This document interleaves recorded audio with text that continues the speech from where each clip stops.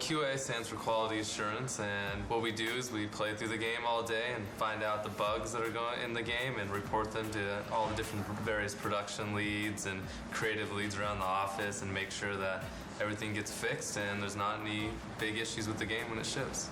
It's our responsibility to make sure the game is appropriately awesome and epic. If there is a big problem area, well, one of us will just like play that area all day long, every day, do everything you can imagine that could break the game, kind of get in the mind of what people playing for the first time, because we play it every single day. Try to do everything possible in that area with every item, every spell, and make sure it's all working and none of that's crashing the game. So this is the kind of stuff we test on before art even gets in. As you see, it's just kind of like some sheets, some blocks. You don't really see a lot. It's a pretty basic level.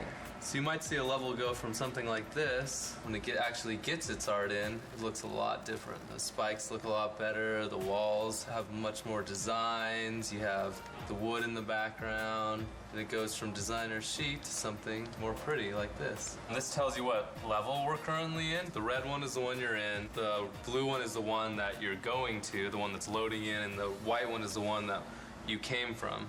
It's very easy when you're writing up a bug to tell them which area it's happening in. These say any AI that are loaded in, so if any of those are loading in and out, we can tell which one's causing problems or causing the game to crash.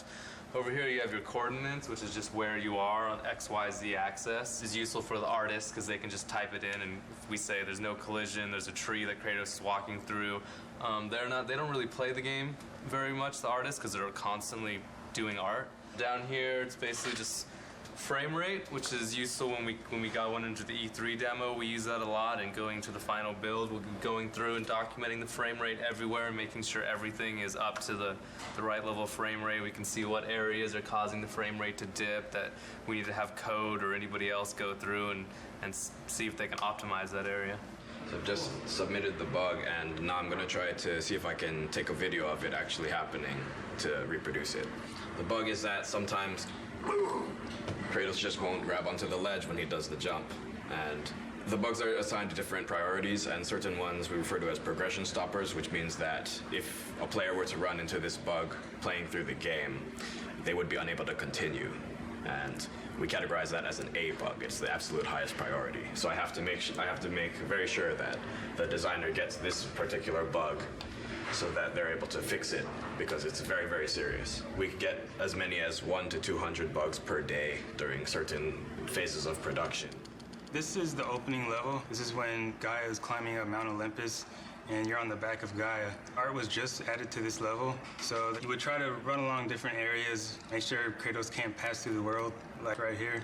So in this case, I would go in and give the artist the coordinates to this certain location where Kratos is inside the rock, and that artist would make a collision pass, fixing that collision so I couldn't fall through it. I'm loading the test level to test the Wraith. It's basically this enemy that burrows underground. And the only way you can actually attack him is to use the L1 and circle move, which is your grapple. When he's under the ground, I'm supposed to be able to grab him out and slam him on the concrete. But that's not working right now, so that's when I would open up my Test Track Pro and write up a bug report.